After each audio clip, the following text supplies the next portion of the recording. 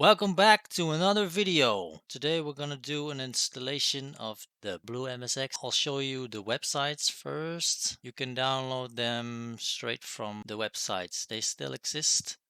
This one is from 2009, so it's pretty old, but it's still a very good emulator and it works on Windows 10 and I also think Windows 11. There's a huge official blueMSX forum. If you want to check some info, go there.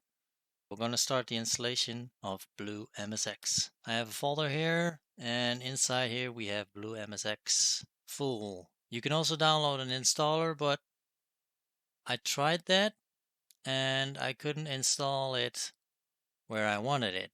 I said program files, but then he installed it in program files between brackets 86. He installed it here, but I didn't say that. I said install it here, but he didn't. Anyway, we're gonna do it manually. So first we're gonna create a folder emulators. Here I place all my emulators.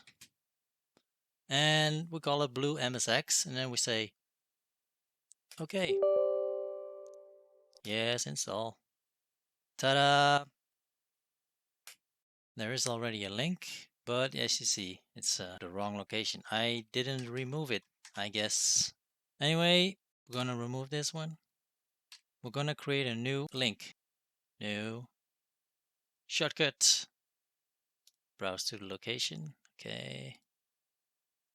C drive, program files, emulators, blueMSX, blueMSX. Next, call it blueMSX. Finish. Start it up to test it.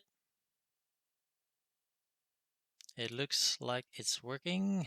We can add a cartridge. Just test something out. Did I see Bosconian? Yes.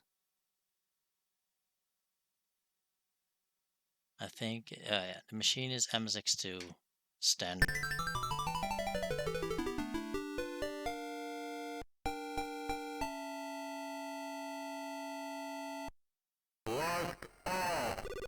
blueMSX works. This was quite simple.